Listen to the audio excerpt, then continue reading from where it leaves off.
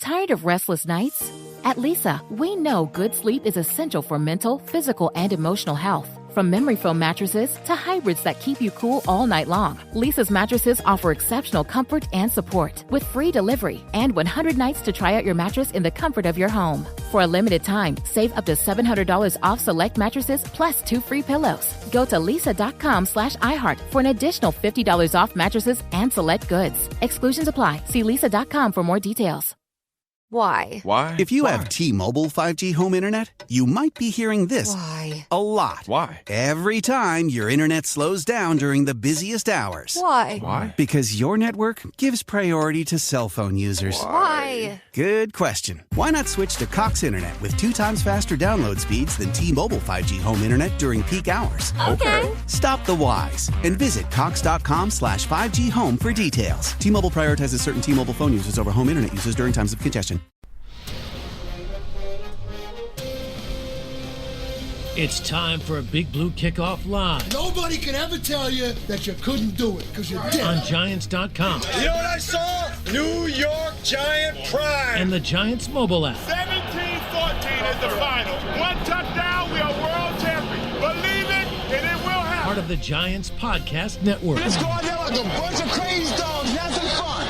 Welcome to Thursday's edition of Big Blue Kickoff Live here on Giants.com as well as the mobile app. He's Paul Dottino. I'm Lance Meadow with you for the next 60 minutes. It is presented by Cadillac, the official luxury vehicle of the New York Football Giants. In multiple ways, you can interact with us here on the program. You give us a ring, 201-939-4513. You can hit us up on Twitter, hashtag Giants Chat. You can also send in your questions and comments directly to the two of us. I'm at Lance Meadow, one word last name, M-E-D-O-W. He is at Giants WFAN. And as a reminder, you can find the archive of the show and our entire podcast network on the Giants mobile app, podcast platforms everywhere, and at giants.com/podcast. So we are now officially in off-season mode, Paul. The Super Bowl was Sunday. We've digested it for the last few days, and now, before you know it, franchise tags can start being given out on February 20th. We're going to have the start of free agency, and this is going to run like wildfire.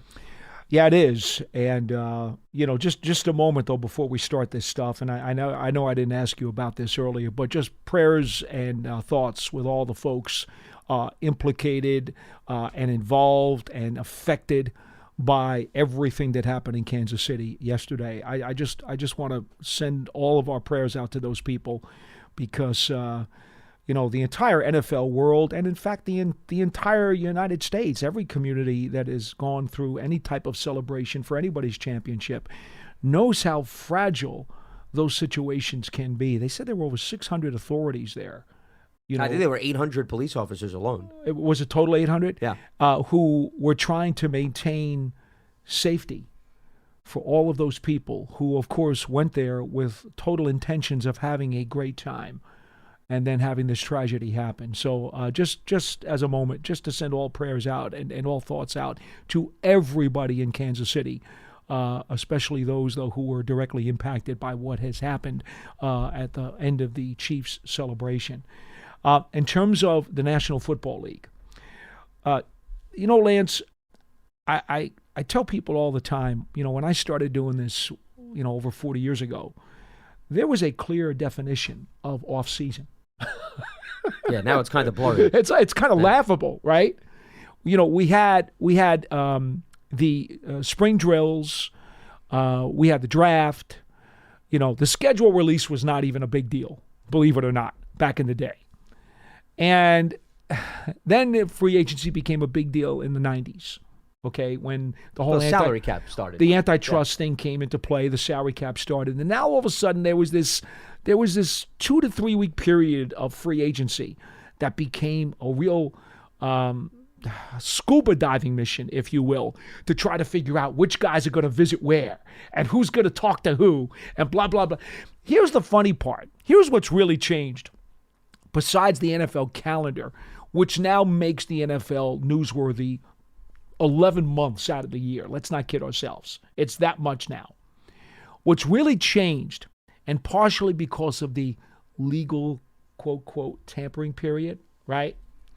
What's really changed about that is back in the day, even when free agency started and the salary cap was implemented, you had guys going on free agent tours they would visit as many as 5, 6, 7, 8 teams, peddling their wares, going on interviews, going on visitations, and you would have to track these guys as they were going on all their visits, especially if you were a team that was supposedly interested in them. For example, if you were in New York, and I remember, I don't even know what year it is, so it may or may not be relevant, but remember when LeVar Arrington came free? Sure. Right?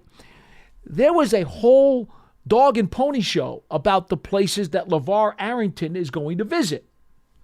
And you knew, let's say, you had information, okay, the Giants are definitely interested in this player.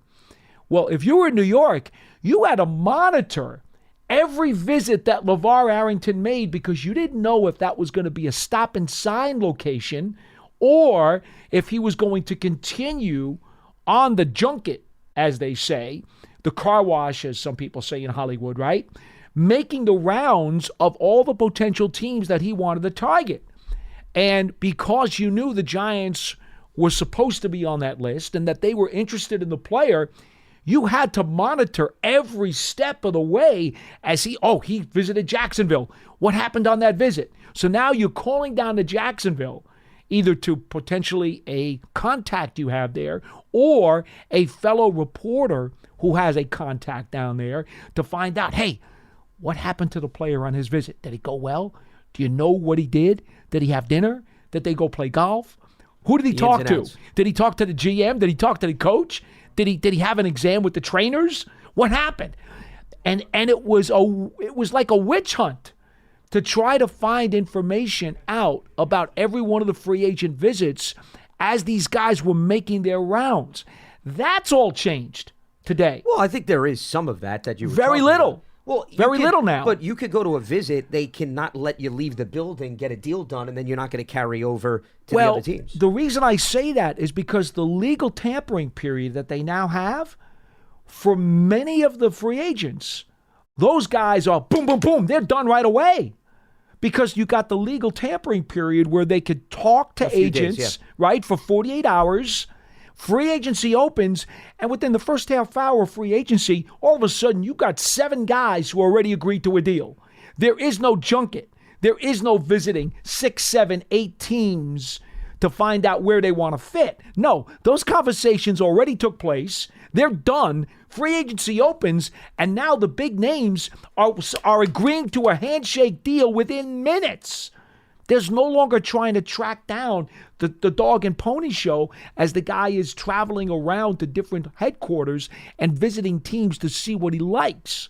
No, that's for the most part, that doesn't happen anymore. Well, because a lot of it is done over the phone, as you mentioned. Correct. Yeah. But there is that wave of players that do go from team to team, maybe after the first 24 Very to few 48 comparatively hours. speaking. And your bigger names usually sign right away. Sure, yeah. Well, like Galladay, for example, to bring it back to the Giants. Remember, Galladay was making visits the year that he ultimately joined the Giants. He was one of the few guys who did. So there are a few he guys. did the dog and pony show. Yeah. He did. Very few people do that, though, nowadays. That's just not the way it works. Well, and also what you were laying out was pre-social media. So right now, teams can rely on social media also to track a lot of the info. Oh, it's, if they needed to, yeah, they probably could. Yeah. Because after all, we all believe every word that's on social media. Forget what you believe. It's the fact that all of these national reporters go online and document that is what true. they're hearing. Yeah. I meant it from that standpoint more so than the chatter. Not only that, he got video of the guy arriving at the team headquarters. Somebody's got a camera and they're shooting it, or phone and they're shooting it. Yeah. Oh, so-and-so's helicopter landed in the parking lot of the Rams. He has a visit today. I mean, it's ridiculous. Well, there's bells and whistles, as you mentioned. But that's one of the really big changes, aside from just the fact that the NFL has become an 11-month calendar year news cycle. The whole free agency business and how we, as media, track these guys. It's a different environment now and a different system by which these free agents will peddle their wares. In most cases, it's done in the 48-hour legal tampering period. There's phone calls, there's Zooms, and now the guy is signed. They're not really as many guys doing the whole carnival show. There's not as much whining taking and the dining tour, as they going say. on. Yeah. Right. There's not that much of it. Well, and I also think, though, just to spell out how times have changed, you needed to go to facilities to get an idea of what the team was all sure. about. Now with social media, with television, with websites, I mean, you can type whatever you want online and find all the info that you need about a team without really going to the facility, I would argue. Because between the imagery, between interviews, you and your agent can piece the puzzle together before you even get on an airplane. It's that much different. We all know happy wife, happy life, right? Well, many times these guys would come into town and there would be someone assigned by the team to take the player's other half and say, okay, take them around the neighborhoods. Show them where they could go to school, show them where they could live, show them where there's activities. The local country club. Yes. Yeah. Show them the food. Show them some of the kinds of food that we have in the region. This was all part of the recruiting process. It was really like a college recruiting visit. These days, not so much. Now it's like you talk to the agent, you work out the numbers. They do all the research in terms of the schooling and everything else online. They figure all that stuff out. And it's like, okay, we're doing a business transaction here. It's not so much the college recruiting process with pro free agents anymore. I guess that's really the best way to equate it. Well, even the college game has changed. Well, tell me about it. No, but I'm not even talking about NIL. I'm talking about college players interact with coaches directly on social media. I mean, how many coaches are on Twitter where they can communicate as opposed to picking up the phone or snail mail? You talk to recruits 30 years ago, they'd have these shoe boxes full of letters. Yes, right? I've seen them. Now it's emails and text messages. So it's been a complete different game changer because of the technology. I mean, that's what really has flipped everything upside down. And the NFL is thrown right into the fire with these other professional sports. Yeah, for sure. Yeah. Well, speaking of looking ahead, before we get to the legal tampering, as you laid out, before we get to even the franchise tag, NFL.com went through the draft order of all 32 teams, but used the draft to put them in terms of a numerical order and listed the needs for every single team. So we figured that we'd focus on the 4 NFC East teams, given that is the utmost importance to the Giants and their surroundings. So let's start with the Giants here. And the biggest needs that they list are the following: defensive tackle, running back, interior offensive line, edge, and cornerback. And by the way, these needs are in no particular order. These are just who they think are the areas of concern for the team. And there's a little bit of a write-up for the Giants. I just want to read it. It's about 2 sentences. Sure. Finding a new starting running back if Saquon Barkley doesn't return. O-line help and depth at receiver are of the utmost importance if Daniel Jones is to succeed next season. The midseason trade of Leonard Williams to the Seahawks created a need along the defensive line, and the secondary could use some fresh faces too. Well, the secondary could use some fresh faces based on who they may even lose in free agency, I would argue. But all relevant positions. I mean, we've talked about the need to bolster the pass rush, especially with Azeez Ojulari and his injury history, and Kayvon Thibodeau coming off a great year. But the old story in the NFL, it's what have you done for me lately, not what have you done on an island. So the jury is still out with respect to that. Who's going to play corner opposite Deonte Banks? Right. So that makes a very strong case for the cornerback position. Is the slot corner an issue or not? You know, do you trust Flott to maybe hold that down? I still think he's got more abilities to play the boundary, but he did play the slot effectively the second half of last season, and even Darnay Holmes. But is he in the equation? You know, as well? He's an unrestricted free agent. Is he even going to be back? So that's why cornerback, to me, I think you make a very strong case. Interior offensive line, well, we talked about the guards. Who do you play next to John Michael Schmitz? The stability then at the tackle position. So the 2 guard positions are going to be a big topic of discussion. Saquon, I already mentioned it passing. And then throughout defensive tackle, and that I think has to do with, you know, where you feel you are with some of these young guys. Like Jordan Riley, to me, is a huge player to discuss amongst the coaching staff and the front office. I concur. Offseason. Because I think that dictates how aggressive you need to be at the defensive tackle position to complement the likes of course, Dexter Lawrence. Now, Nacho is still signed for next year. So they don't have to necessarily worry about re-upping him if they want to continue to have him on this team. And you have DJ Davidson, too. G.J. Davidson is still here. Yep. Quite frankly, I'm not going to be so quick to discard Ryder Anderson, who gained weight last year and got up to 290 and then never wound up getting on the field. But they kept him around all season. They bulked him up and kept him around all season for a reason.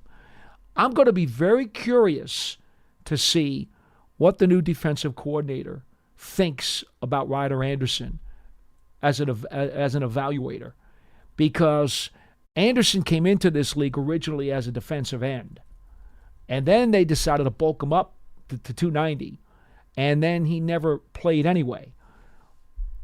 I don't want to paint a rosy picture and say Ryder Anderson is the answer to everything.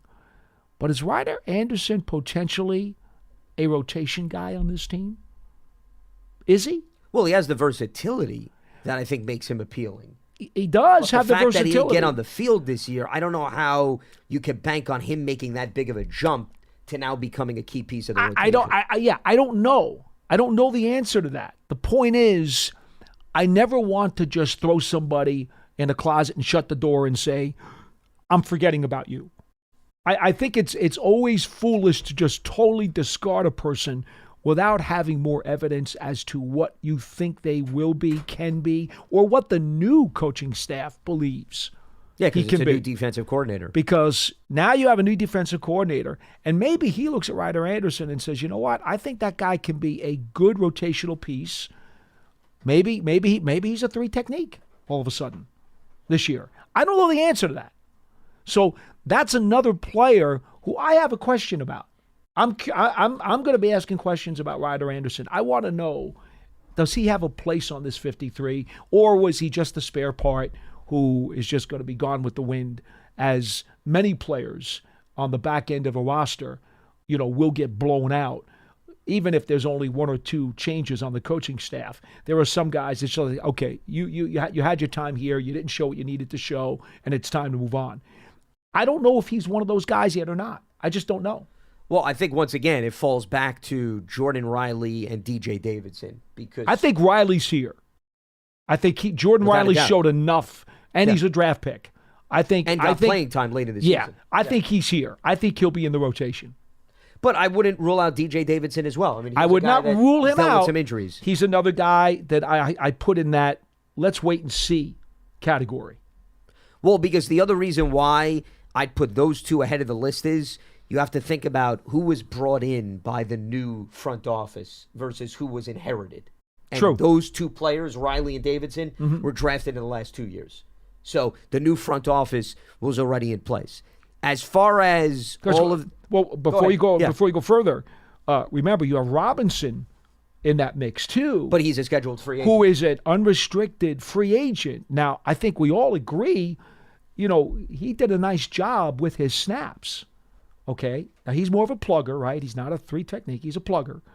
We all think he did a pretty good job. And I think everybody would say, yeah, if you could bring him back, you'd like to. Well, now you don't know. Does he want to come back? What is his price tag? He becomes another one of those variables. And if his number's a little too high, do you need to then say, well, you know what, we're going to have to make do with what we have and use that money to go get somebody else at another position because we have to rob Peter to pay Paul? Or, once again, and this is why I'm going to continue to bring up Riley and Davidson, do you feel good enough about the 2 younger guys to give them more playing time? There's a lot of questions here, man.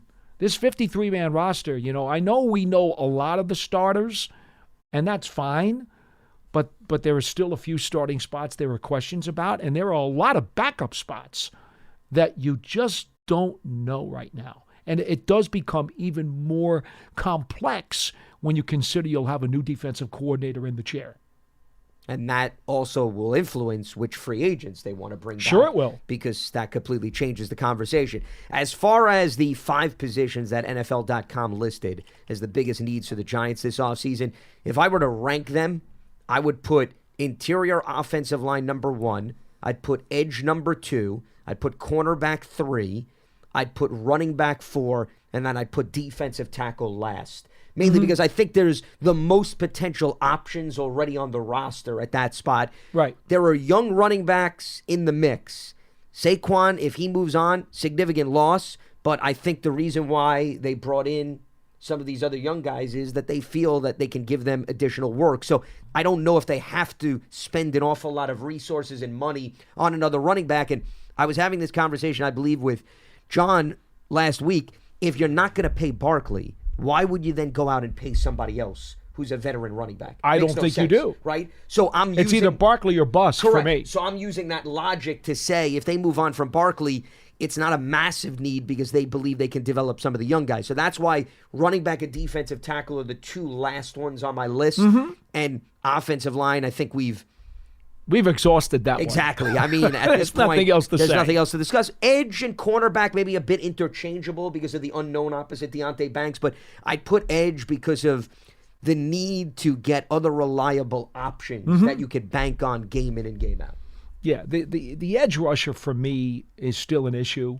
We know that there is one bona fide, legitimate edge rusher you can count on, and that's Tibbs. Let's not kid ourselves. Okay, Ojulari has not proven to be reliable. And it's a durability issue more than anything else, I would frankly, it wasn't just durability this past season. If you look at his production and his efficiency in the 2023 season, it was nothing like his first 2 years in the league when his numbers were pretty good, and then you just had to say, well, they need him on the field more. He got on the field some more this past year and did not continue to ascend. In fact, you could say he might have gone backwards somewhat. In fairness, though, and this is not me trying to defend him, but wasn't he on a ridiculous rate of like a sack per appearance at one point, which you knew deep down inside, Paul, was not going to continue throughout the course of his NFL career? All right, no, I'm just saying that in passing. Wasn't that the rate? There was a point where he had a sack per appearance, but the sample size was so small that you had to say to yourself, once he gets to the point where he can reach double-digit games, if health allows, you cannot expect that to carry out season in, season out. And once again, it's not me defending him. It's just being realistic that there are players, they start off their careers with a hot streak, and then you have to understand as the mathematics increase, there's no way that you can maintain that. Okay, so here's the problem. He did play in 11 games this year and had only sacks in 2 of the 11. Yeah, well, and that's way down compared to what I'm saying, the beginning of his career. Way down? Yeah. That's below sea level. Well, I just think the standard that was set, and I'm a Azeez ridiculous. Ojulari fan. Okay, I like him a lot as a guy. I think he's a good teammate. I think he does have some very, very good, solid, strong pass rushing skills. He absolutely does. But if you only had sacks in 2 of your 11 appearances this season, that's a problem. Okay, the Giants need to figure out exactly why was that. Okay, because it needs to be fixed. Now, you may not get almost a sack a game like you did in his first 2 seasons, but you got to do a heck of a lot better than having 9 shut out sackless games. That's not okay.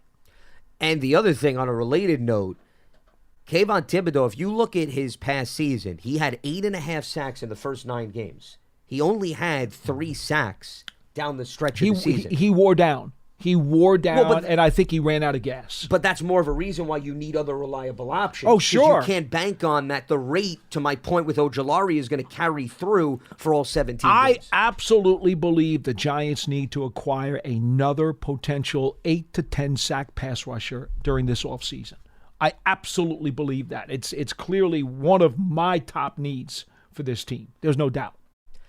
See, Jihad Ward is a nice flash guy. He's just I'm not sure he's coming back. Well, I'm just bringing him up. He's a free agent. No, but it would be the role of that player. Because Ward was that 3rd, 4th guy, that energizer bunny. But more of a run stopper than a pass rusher. No, but there were times where Ward would come in with a little bit of a pass rush. He's just not doing it at the rate of, like you said, 8 to 10 sacks. The best example I could give you to the player that I think you're looking for, Leonard Floyd joining the Buffalo Bills when they brought him in. Regardless of what the production was this past season, the expectation was he's going to be the third guy. And he's going to be a player that can get us in that 8 to 10 territory. You got to pay for a guy like that, Paul, though. Those guys do not come cheap. Even the third pass rushers in this league, because every team is searching for the third pass rusher. We've had conversations in years past.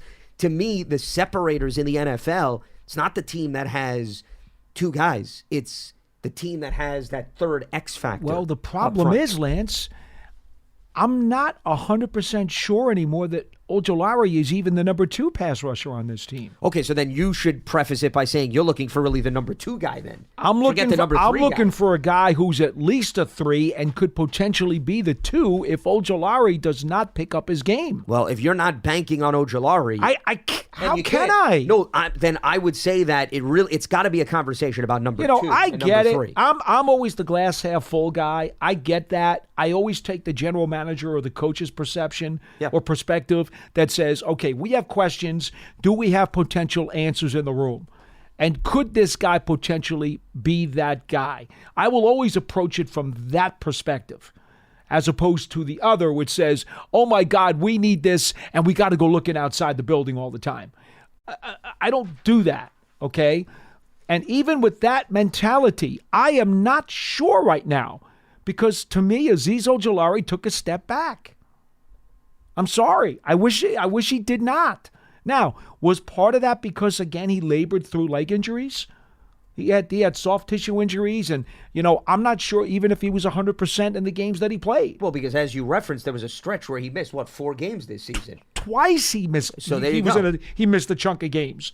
Is it that he wasn't physically himself and could not put forth the kind of production that he's capable of? Maybe that's true. The point is, I don't know. That's my point. I don't know. Baltimore led the NFL in sacks this season. I'm just using them as an example of what I'm talking about in terms of the importance of a third guy. They had 60 sacks, okay? 60 is not the standard for everybody. I know you love your 42 number. Right? I'm probably revising that with the extra game. I probably need 45 now. That's probably the number that I'm shooting for. But give me at least 42. February 15th, 2024, 12:58 p.m. Eastern. Paul evolves in terms of his mathematical statistics in evaluating teams. You got to get me into the low to mid 40s, though. You have to. Okay, no, 45 is a fine number. But where would 45 have gotten you this past season? I'll bring up, let's see. I got the sack totals here. 45 would have put you, believe it or not, 45 would have put you middle of the pack. Okay. Well, and that's acceptable. Okay. But, you would look in years past, 45 would be one of the top tallies. 45 easily would have put you in the top 10. Middle. Easily. No, that's not getting you top 10. Top 10, the cutoff, let's see. It was Baltimore, Kansas City, Miami, Buffalo, Indy. That was the top 5. That took us to 51. Then Cleveland, the Jets, the Chargers, the Niners, the Bucks. 48 was the cutoff for the top 10. Yeah. Okay. That's it's not totally unreasonable. No, that's why 45 I think is a really good number. So I think my number needs to be increased over these last couple of years from 42, which has always been my number. It needs to be increased to 45.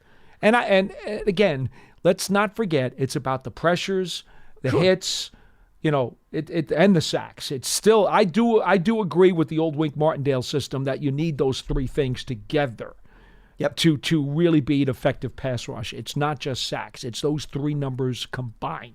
It's just the sack is the finisher. So I get that's why there's a little bit more value. No, but your point is well taken. But here's why I'm bringing Baltimore up. So Baltimore had 60 sacks. They had a really nice balance in terms of their top 3 sack guys. Okay, They had one guy in double digits who was Justin Madubuike. He had 13. Okay, Then they had 9 and 9.5 respectively from Kyle Van Noy and Jadeveon Clowney. Now, why do I use Baltimore? It's not just because they had 60 sacks. You were talking about going in free agency. Clowney and Van Noy were brought in as veteran free agents. Yes, they were. They didn't give them enormous long-term deals. They said, hey, let's rent these guys. We plug them in our system. And boy, did that work to perfection for both of those players. Because it's not, we're talking about the top 3 sack guys for the Ravens. We're not talking about a youth movement. We're talking about 2 journeymen in Clowney and Van Noy. Van Noy got, oh my God, $1.4 million. Yeah, that's what I said. And I don't know if you have Clowney's numbers. I mean, he signed late, if you recall. Well, Clowney has was a late such an addition. incredible injury history. Yeah. That, But he got his act together this year. Yes. But Van Noy, I mean, let's face it, Van Noy, to a lot of folks, is just a notch above a journeyman. And he got $1.5 million in a 1-year deal, and look at the season he put up. Yeah. I mean, look at the return on that. So 2.5 was the cap number for this year for the 1-year deal for Clowney. Now, again, a lot of injury history there and a lot of underproduction over the course of his career. Yep. A lot of hype and not a lot of numbers. So, and that's kind of what the Giants need to do, to be honest. You're right. You make a great example. Well, that's why I brought up Baltimore. They need to find somebody who's going to be a bargain pass rusher, and maybe it comes in the draft. I don't know if it's going to come through free agency or not.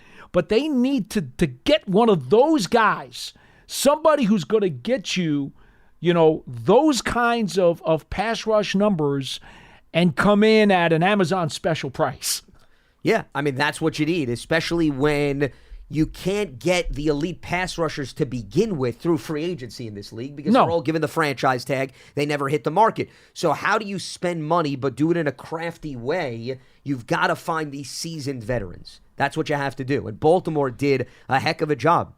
I mean, hats off to their front office and them finding some gems. Because Kyle Van Noy, who played 14 of the 17 games. Clowney actually played all 17 games this past season. Amazing, right? That's the icing on the cake. But just to give you an idea about Kyle Van Noy just jumped around from team to team. He went 3 years with the Lions, then he played 4 with the Patriots. 2020 was a turning point in his career. Dolphins, back to the Patriots, Chargers, Ravens. That means, Paul, he's been with 4 teams in the last 4 seasons. And his sack total, the best one was with Baltimore this past season.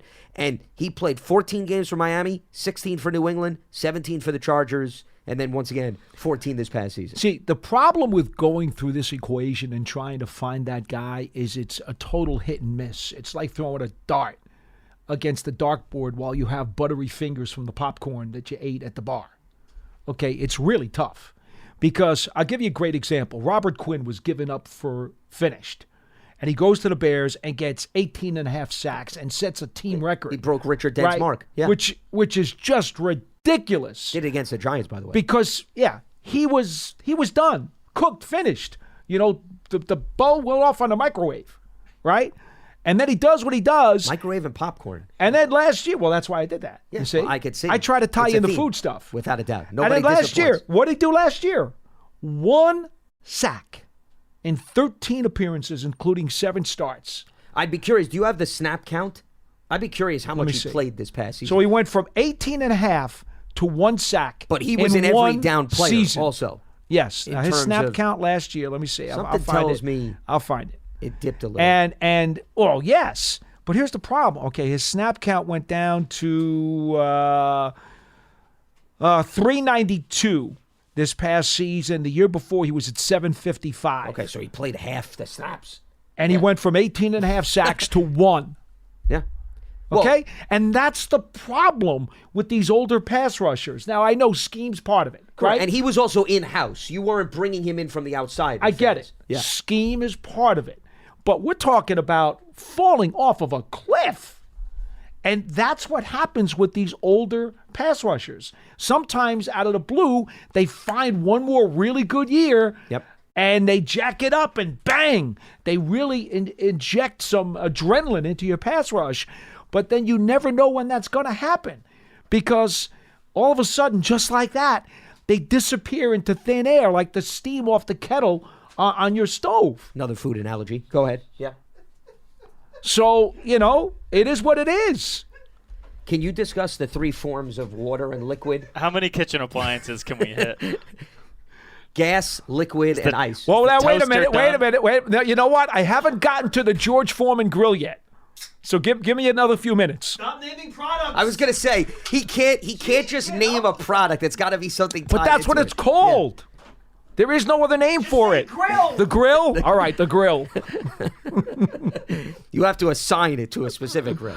So We try to have fun on this program.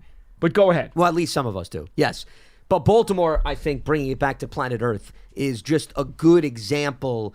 And just to end this conversation, I'd take a roll of the dice for $1.5 million with a player that, in the eyes of the front office, has potential to maybe find the fountain of youth. Yeah, sure. For that amount of money, Paul, it's worth the gamble. Absolutely. Worth the risk. I'm with you. These are not deals that we're talking about 3 to 4 years where you're tying up a lot of money and dead cap space. All right, we're going to get to some of the other NFC East teams, and if we don't get to all of them today, we'll get to them tomorrow. Paul and I are back tomorrow as well. But let's open up the phone lines. Few reminders before we do that. Giants Huddle Podcast, you can check that out. Subscribe on your favorite podcast platform. You can also go to Giants.com/podcast as we look ahead to the 2024 season. You can take your fandom to the next level with a season ticket membership. Stay connected to the club all year round, not just on game days. Memberships are now available for the 2024 season.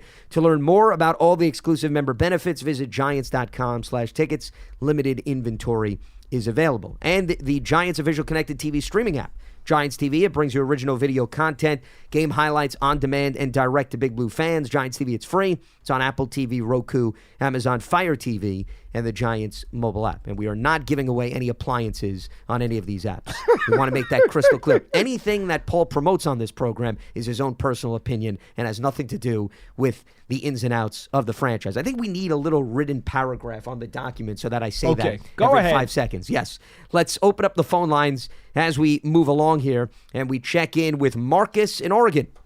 Marcus, welcome to BBKL. What do you got for us? Hey, gentlemen. Thanks for having me on the air. It's been a while since I called in. Hi. You've touched on pretty much every topic I've wanted to discuss today, and I'll start with the defensive side. I like the hiring of Shane Bowen, linebackers guy. I think he can tap into the potential of the team. Glad he's already making connections with players like Bobby Okereke, so that's a good sign. You were talking about the dire need of an edge rusher. I agree. I like Azeez Ojulari. He hasn't been reliable, and I think it's time that we draft someone to be alongside Kayvon Thibodeau. I personally think that we should keep Saquon Barkley because last season he proved to me that he's the most important player on our offense.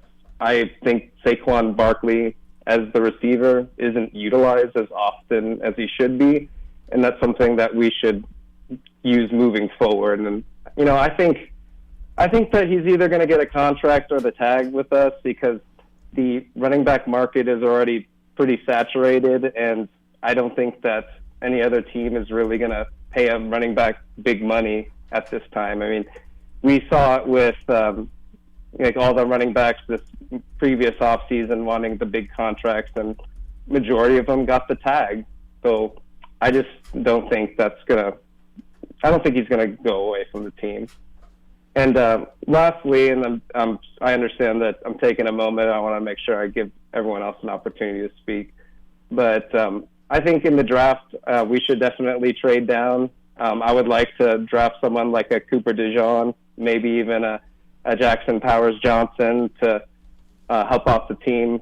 I just don't think that having the number 6 pick is really important for us right now. Really, it's just building on the team that we have and adding more players to it. And I'll take your responses off the air, gentlemen, and thank you so much, and have a good rest of your day. All right, you too, Marcus. Appreciate the phone call.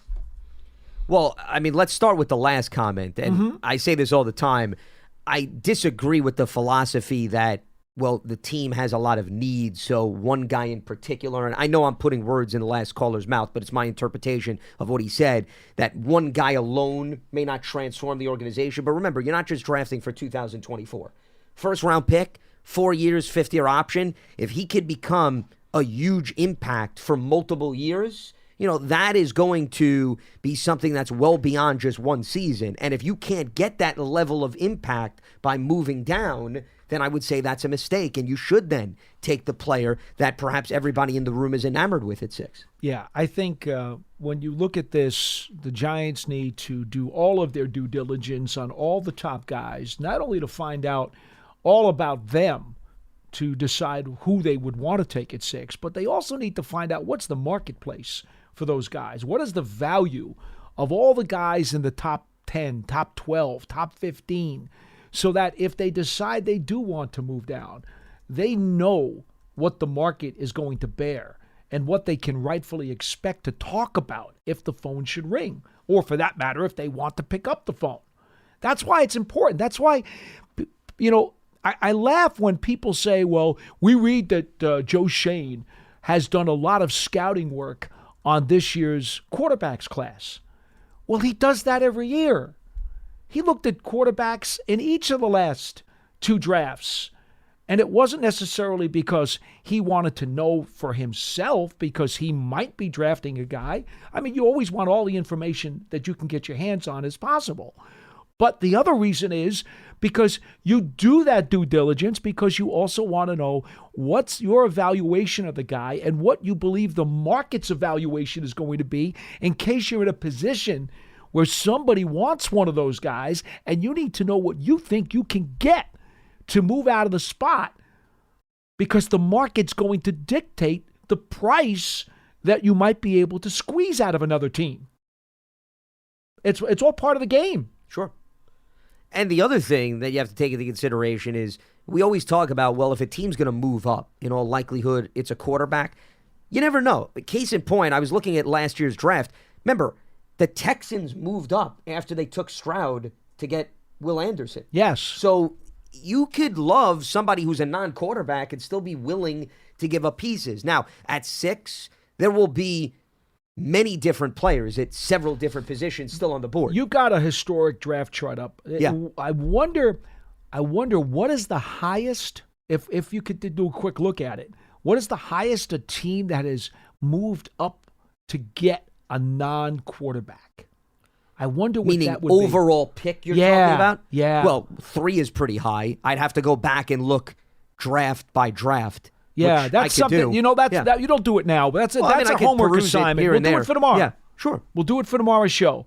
How often and how high has a team moved up? Let's just say in the top 6. How many times has a team traded up into the top 6 for a non-quarterback? And let's just say since the 2000 season. Well, let's do that as homework for tomorrow's show. Yeah. Well, we got a great example from last season. Because they took a pass rusher at number 3. That's one example, yeah. But a recent example and I'll be frank with you, I don't think we're going to find too many others. Well, the reason why I would agree with you, I'm just looking at this on the surface. When the Giants are set to pick 6, and we're under the assumption that 3 quarterbacks could potentially go in the top 3 picks. Right. Wide receiver is a position, but there's a lot of depth at wide receiver. So if you're a team, if the separation, Paul, between these top-tier wide receivers, you could argue in the top 50 players in this year's NFL draft, 10 of them, a fifth, are wide receivers. I think Tony Pauline's told John on the Huddle program that there's even more than that, right, John? What well, was the number Pauline gave you for receivers right now? How many receivers in the top 50 did Pauline say? I don't remember, but Dane Brugler had 17 in his top. Brugler had 17 in the 100. So he has even more. So 10 is conservative estimate. So let's say it's safe to say, or we think it's safe to say, no one's going to trade up to get a receiver. Well, that's why I'm bringing that up, because if the Giants are in that wide receiver territory where maybe one guy already is off the board, 2, do you say, all right, we like the quality and substance, and we wait for a wide receiver later on in the first round or the second round, or do you just take who's ever there? So I'd be surprised if somebody moved up from that standpoint. I would think just based on what we know so far, and again, the Combine's still a couple of weeks away, I would think if you're not moving up for a quarterback, the only guys you would probably move up for are the tackles. Okay, one of the 2 tackles, potentially. If somebody's really enamored, I could see somebody doing that. Gotcha. Right? I don't think that the pass rushers, especially with Latu's injury history, I don't think anyone's going to give you the farm to move up that high to get one of those guys. That's fair. I don't think so. I don't know, but I don't think so. And then the only other, quote, generational kind of guy is Bowers. I'm kind of waffling on this one. My initial inclination is that no team is going to try to move up into the top 10 to get Bowers. My initial feeling. But then I say to myself, well, now this league is turning into a very tight end friendly league. And look at all of the top level or very productive tight ends that made the playoffs. And it almost seems like now that the way this league is going, You need to have a highly productive tight end if you're going to make waves in the National Football League. It kind of seems like we're going in that direction again. So maybe there is somebody who's going to be willing to open up their vault to grab Bowers. Though you could argue the track record, it's interesting. I agree with you in terms of the tight end movement, but several teams that used a high pick on tight ends hasn't necessarily worked out. I mean, Kyle Pitts, for example, he was a high pick for the Falcons. All-universe player. And a great talent. Yeah. Has he made that much of a difference? Now, granted, different schemes. He's not going to have a new coach. They really haven't had a quarterback either. No, and that's fair. That's fair. Okay? But my point is, it's not automatic. It actually just goes to show you what we talk about. You're going to draft a tight end, the environment, you better have the quarterback, right? You better have the offensive line. No doubt. Let's put it this way. If you're drafting like a tight end. the Lions. Well, and they didn't even move up that high to get Sam Laporta. Laporta was a second-round pick. So, I mean, Pearson, I agree with you. The Lions there. I think the Bills are pretty happy they got who they Dalton got. Kincaid, okay. But even Kincaid's level of impact was still pretty limited this season. Oh, yeah, I think they're real happy they got him. Kept him off the field earlier in the season. But they still had a good guy. The point is their tight end position is of quality. That's the point. Well, they have a nice mix. But I guess my point is your offensive line and your quarterback better be in great, healthy positions, Paul, because you're not moving up. Oh, no doubt. To grab a tight end who can no block, doubt. Okay? No doubt. So the point is he's going to be a pseudo wide receiver. But are there teams out there, and I have not gone through everybody's roster to figure this out, but are there teams out there who think that, oh my God, if we get that one stud tight end, it's going to complete our offensive attack? There may very well be a couple of those teams. And maybe they feel that Bowers is just so special that they're willing to give you the key to Fort Knox to go up there. I'm inclined to say no, but there might be. And all it takes is one team no, you're right. to ring your phone and say, hey, guess what? We're willing to go bonkers to make a deal with you because we got to get that guy. I think also you've got to look at the order of the teams selecting and whether or not those teams have major needs for tight ends too. I mean, keep that in mind. When you look at, chances are if you're that high, you probably need a whole lot more than a tight end. Correct. Yeah. And you're probably going to go for one of the receivers, one of the linemen, one of the quarterbacks. You're probably not prioritizing Bowers. Yeah, so that's why I think most teams may say, well, we're not going to move because we're just going to see if Bowers falls to us. So there's no need to make that aggressive move. They could. And then the only other position that I want to throw out here is cornerback. But cornerback has a lot of depth, as nearly as much depth as wide receiver. Right. So you could really wait for that position as well. And that's why I go back to how we got to this point. The caller had brought up, move down. Well, somebody's got to have to be willing to move up. And I am to want to take your I'm sixth of the overall spot. opinion that moving down is a legitimate, rational possibility if you get that phone call that says, hey, we're going to give you the keys to our Fort Knox. Are you willing to talk to us? Absolutely, I'm willing to talk to you. I think you'd be foolish not to. No, you definitely listen. The point of this exercise is to wonder, is there somebody that is worth other teams moving up and giving you what you want? Probably more so to get one of the two tackles than anything else. That's what I would think. And that would be my answer. Somebody would be willing if they figure that player could be a franchise-changing guy up front. Outside of that, though, I don't think they're giving you the moon, the stars, and everybody else remaining in the planet system for the 6th overall pick or somebody who is selecting in that vicinity. All right, let's head back to the phone lines as we move forward here. Cliff is in New York joining us on BBKL. What's happening, Cliff? What do you got for us? Hey, guys. Thanks for the great stuff today. As Hi. usual, I got some comments about what you were talking about, but I told Pearson I wanted to talk about Daniel Jones, I think it's unfair based on what happened last year to put him back in the category of injury-prone, quote-unquote. I mean, one of the reasons he got his deal after 2022 was that he was durable for the whole season. And I want to point out what happened exactly with the injuries. When Joe Shane, last season, when Joe Shane gave his presser, he pointed out to the Miami game as a game where the state of the offensive line was best described, because he said the guys on the field were the guys that you see in the last exhibition game. and that was the game where Daniel got drilled in the back by Van Ginkel a week after Josh Allen was on the ground pointing at Van Ginkel to the officials, which nobody said anything about. But the point was, he got hurt. That was the neck injury when the offensive line was maybe at its worst. And Miami was in your list a few minutes ago of top teams with a pass rush, so that was part of the perfect storm. So that to me is not injury prone.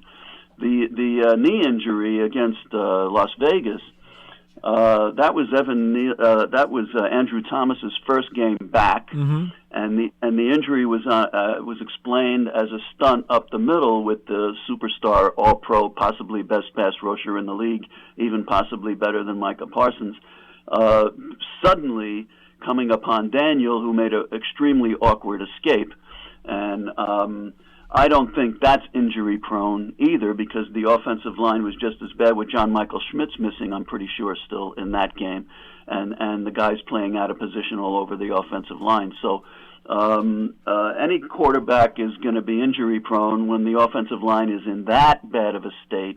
And the first neck injury going back against the Eagles in that 13-7 game was always a mystery to me. I don't think we ever knew how that one happened, but so I just wanted to get that out of the way. I think Cliff, in fairness, you're focusing a lot on how the injuries happened, and yes. mean, there are a variety of different quarterbacks that are put in positions over the course of their careers, and injuries are going to happen for a multitude of reasons. But I think the point is, can your quarterback hold up regardless of what causes the injury? Case in point, Sam Howell was sacked more than any other quarterback this season.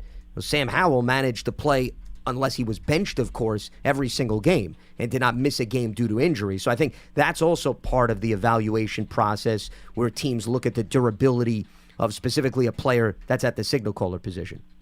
I would still say the state of our offensive line was historically bad because of the injuries. And, Cliff, I'm going to add this to your argument, if you will, and I don't know if argument's the right word to use, but to your philosophy. There were 66 starting quarterbacks in the NFL during the 2023 regular season, which was an all-time NFL record. Okay?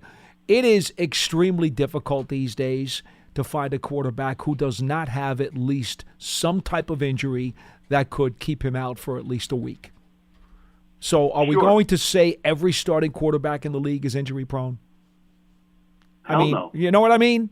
It's the nature of the game right now. I'm talking about season-ending injuries. No, and you know what? I didn't count how many of those were season-ending, but the problem is the defenders are bigger, stronger, faster than they've ever been before, and when they hit, the impact is a hell of a lot worse than it was before.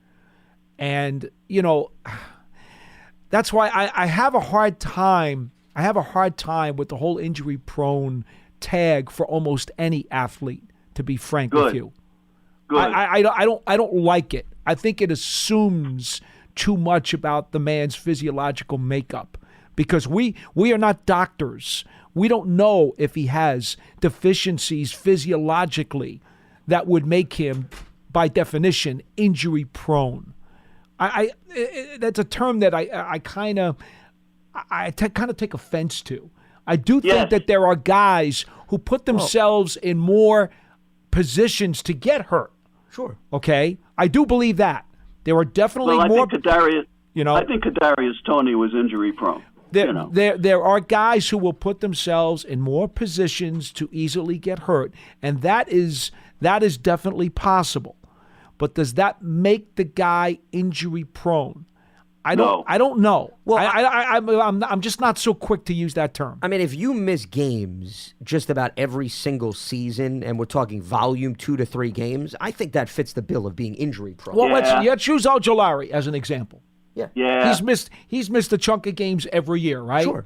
Now, I don't know. Does that mean physiologically he's more apt to get injured? Well, I mean, you're getting really or deep. Does it not? I'm not a medical guy. I'm not looking at it from a deep medical. I'm looking at it from a surface standpoint, meaning the facts. If you miss 3 to 4 games continuously every single season, that to me qualifies as the label of injury prone. So to bring it back to Cliff, to your point, Daniel Jones, by definition, it's not a stretch to say he's injury prone because of the volume of games specifically that he has missed since he entered the NFL.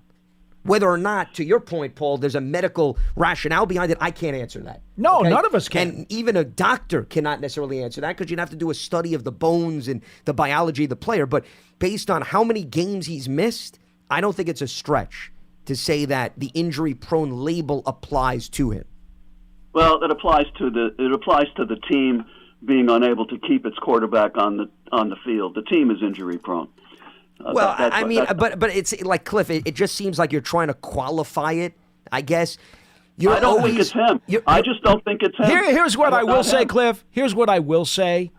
The conditions have been ripe for any Giants quarterback to be injured, given the hits and the beatings that they have taken over the last several seasons. And I just think that's a fact, which is what makes Eli Manning's consecutive game streak without missing a contest due to injury so incredibly amazing and should go as a feather in his cap as he continues to get discussed for the Hall of Fame. I mean, that's just Giants quarterbacks in the last few years, and it's been Jones, it's been DeVito, it's been Taylor, have taken a beating. And the body tells you the more beatings you take, the more liable you are being to missing a game. Cliff, just real quickly, for example, David Carr, who comes to mind as somebody that was sacked an awful lot. 76 times as a rookie. Yes, okay. Well, he was league record. He was with the Houston Texans for the first 5 seasons of his career, and he was sacked more than your typical young quarterback who was drafted. Carr only missed 4 games in those 5 years. He played a full season in 4 of those 5 seasons. Amazing. So that's why I'm bringing it up, Cliff. When you say, the team didn't do a good job keeping the player healthy, the quarterback never has a control over that. You have to play where you're thrown into. And Sam Howell, as I mentioned, Bryce Young, they were sacked over 60 times on an island, and Bryce Young only missed 1 game. Sam Howell played all 17. So, right, it's not the volume of sacks. It's being drilled in the back when there's no blindside tackle. Well, protecting. I guarantee you, if I broke down the film of Sam Howell and Bryce Young this season, Cliff, you're going to find plenty of things that fall into that category. Again, though, that's just one season we're talking about. No, we got to see. Once those guys play 4 or 5 seasons and they take an accumulation of smash 'em up kind of hits, roller derby, smash 'em up demolition derby kind of hits.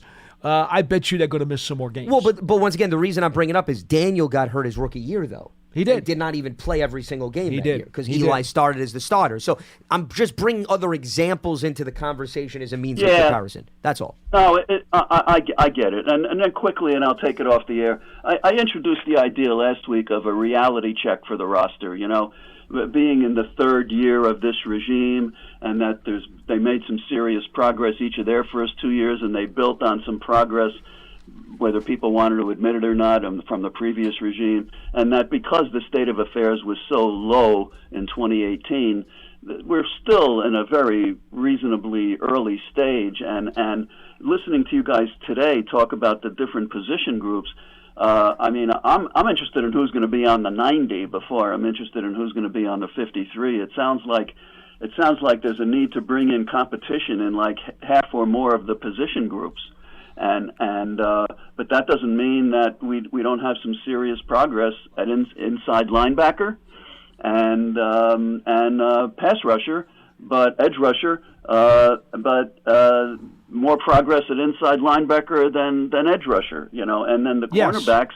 I think we'll probably end up with a first-round pick in the corner, which usually doesn't thrill me because it's not as romantic as other kinds of picks. But that's probably just as much of a need as anything. And I just hope we can have a reality check about what we expect to quote Phil Simms, again from the great run in the 80s into the 90s. We had a lot of good players for an extended period of time. How many guys on the 53 right now, a lot of whom are free agents, so it's hard to say, But when you think of a good player, that's what we were talking about cornerstone players and foundation players, and how about reliable starters? How about good players? And I think that we need a lot more good players right now. All right, appreciate the phone call, Cliff. Thanks for giving us a ring. Well, there's potential with some of these recent draft picks. You haven't seen enough, Paul, to say, okay, these guys are going to be part of the core and they're going to be able to contribute and perform at a certain level. So I would say there's potential for a lot of the roster. There's just not enough meat on the bone at this point to go to the level of what the last caller was talking about. That is always, to me, the biggest dilemma for a coaching staff and for a GM is how do you evaluate the guys who haven't given you a large sample of work? Because you need to do that before you move forward and start bringing other guys in.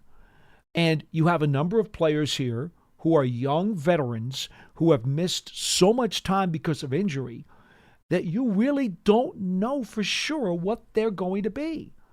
And then you have other guys like, for example, Dane Belton. He's had some injuries, but he also, wasn't going to break the lineup or get into the lineup over Pinnock and McKinney. He just wasn't going to get time ahead of those guys. That was not going to happen.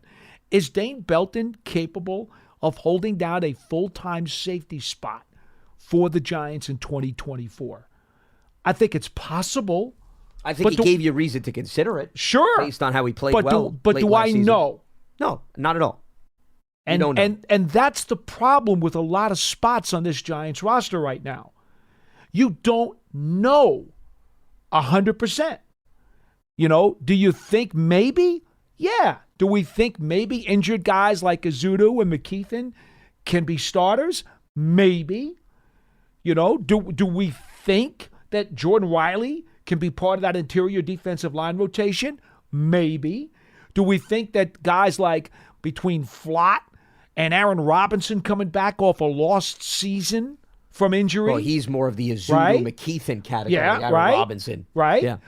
Trey Hawkins, who they really liked during training camp, but then showed how green he was and how to come out of the lineup. Do we think that there was really something real there, that in year 2 he's good enough to be a regular down player? We don't know the answer to that. Yeah, so a lot of the roster is in that territory based on what you just went through. There are a slew of guys. Well, and here's another one that I'll throw in. Micah McFadden coming off an outstanding season, but now with a new defensive coordinator, Paul, what happens with him, right? I mean, McFadden and Okereke, I would say, you feel really good about that duo. But now that you're changing schemes, how does that impact the trajectory of the players? I'll give you one more, because I don't think Saquon Barkley's going anywhere. But if he does, and we talked about the fact that you're not going to invest a lot of money in the running back spot because you believe that you've got some young guys here led by Eric Gray. Yep. Okay, but isn't that a gamble too? Do you know for sure that Gray is prepared to be the flagship of a running back by committee room? I think he can do it if they have to, but I don't know that.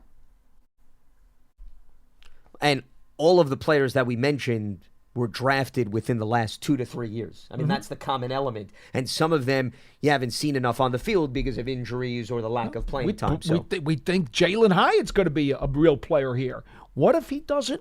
What if he does not progress? What if what you just saw out of him was it, and he doesn't become a regular big-time player like the Giants hope he will? What if that never happens and he just becomes another receiver? Well, and I think you got to throw Wan'Dale Robinson into the conversation too. Right? Now, Wan'Dale has more production, though. No, but what I'm saying is that Hyatt. We still haven't seen a complete season, though. So if you just don't know what the upside is of a guy and how confident can you be in that upside, it just makes all these decisions all the more harder. Yeah, which circles back to the question about the label of good players. Well, I would say potential, intriguing talent is a great way to sum up the roster right now. When you get to good and great, I think you got to see more on the field before we move the dial in that direction. All right, that is going to wrap up Thursday's edition, Big Blue Kickoff Live. Some good conversation on a variety of topics. So Paul and I will carry over the conversation about the NFC East, the needs tomorrow, and then maybe we'll do a little bit of homework on the draft question about the highest move up for a non-quarterback and anything else that you want to weigh in along the ride here on Big Blue Kickoff Live. As this program, as it is always, you could tune in weekdays, Monday through Friday from 12:30 to 1 p.m. Eastern, and it is part of our Giants.com podcast network, which is part of the Giants platforms everywhere, and Giants.com/podcasts. For Paul Dottino, I'm Lance Meadows. Stay locked to Giants.com for all the latest, and we'll speak to you on Friday right here on BBKL. Have a good one. Introducing the Lisa Chill Collection, your answer to hot nights. These mattresses beat the heat with ultra-cool covers, whisking away heat for the perfect sleep temperature. Save up to $460 on Chill mattresses and get 2 free pillows when you shop now. iHeart listeners can save an extra $50 off by visiting lisa.com/iHeart. That's LEESA.com/iHeart. Exclusions apply. See lisa.com for more details. Why? If you have T-Mobile 5G home internet, you might be hearing this a lot. Every time your internet slows down during the busiest hours. Why? Because your network gives priority to cell phone users. Why? Good question. Why not switch to Cox Internet with 2 times faster download speeds than T-Mobile 5G home internet during peak hours? Okay. Stop the whys and visit Cox.com/5G home for details. T-Mobile prioritizes certain T-Mobile phone users over home internet users during times of congestion.